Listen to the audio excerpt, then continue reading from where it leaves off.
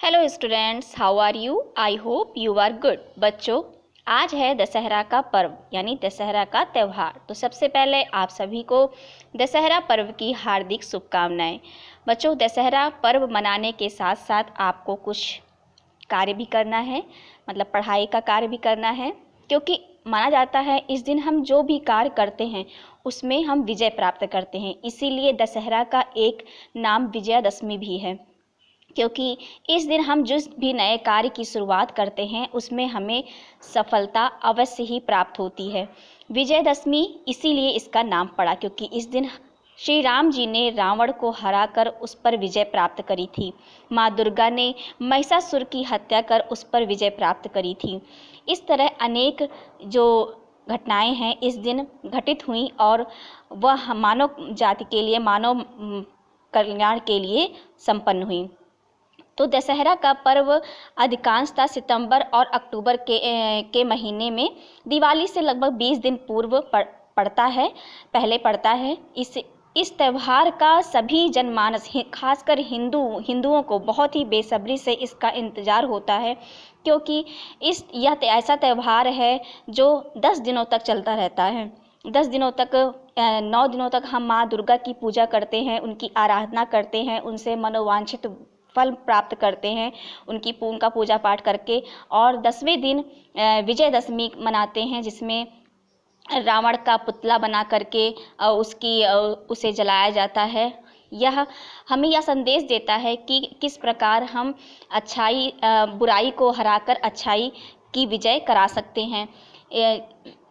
इस दिन रामलीला का भी आयोजन किया जाता है। रामलीला का मंचन होता है। जो रामलीला का मंचन होता है उसका आधार तुलसीदास जी द्वारा रचित श्री रामचरितमानस महाकाव्य के आधार पर किया जाता है।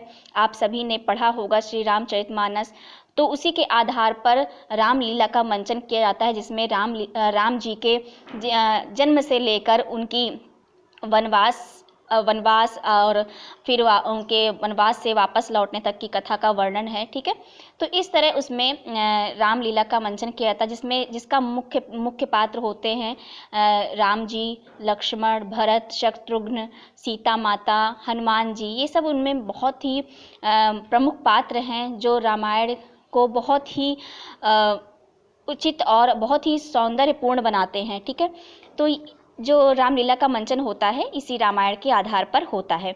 और इसमें जब रावण जो विजयदशमी इसलिए कही जाती है क्योंकि रावण ने जब सीता माता का अपहरण कर लिया था, तो राम जी सीता माता को छुड़ाने के लिए उस रावण से बचाने के लिए युद्ध करते हैं रावण से, और उसमें विजय प्राप्त करते हैं और सीता माता को उससे बचाकर ले आते हैं। इस कारण यहाँ जब श्री राम जी का विजय होती है तो इसलिए इसका नाम विजयादशमी पड़ा। इस दिन जो इस दशहरा का एक महत्व ये भी बढ़ जाता है, क्योंकि इसी दिन माता दुर्गा जी ने महिषासुर का वध किया था और जन कल्याण का हित किया था, जनमानस का हित किया था। इस कारण भी इसका महत्व अधिक से अधिक बढ़ जाता है। इस दिन बहुत से मेले लगते हैं हर जगह, और उसमें बहुत सारी दुकानें लगती हैं तरह तरह के, परंतु कोविड-19 के चलते शायद थोड़ा सा कम उसमें उत्साह रहे।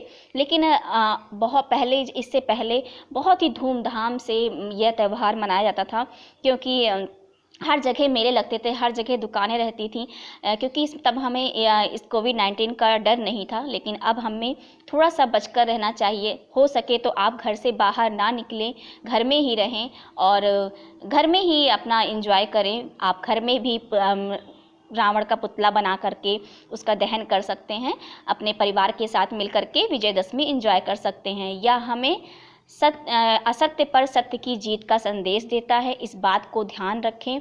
हमें सबसे पहले आज के युग में रावण हमारे ही हृदय में व्याप्त है, इसलिए हमें अपने हृदय में व्याप्त रावण को नष्ट करना है। इसलिए हमें यह चाहिए कि हम अपने मन से जितनी भी बुराइयां हैं, जितनी भी दूसरों के प्रति कटुता है, उसका नष्ट करें इस विजयदशमी पर। इस बात को आप ध्यान रखें कि हमें किसी प्रकार का गलत कार्य नहीं करना है, क्योंकि वही गलत कार्य जो हमारे मन में जो गलत कार्य के विचार उत्पन्न होते हैं, वही हमारा रावण है। इसलिए इस विजयदशमी को, इस दशहरा को हम लोगों को उसी का अंत करना है। ओके बच्चों, तो आप लोग निबंध लिख लीजिएगा और इस दशहरा को बहुत ही अच्छे से एंजॉय करिएगा। घर के अंदर ही रहिएगा, बाहर नहीं जाइएगा, क्योंकि कोविड-19 का खतरा अभी भी चारों तरफ व्याप्त है। Okay, goodbye, take care.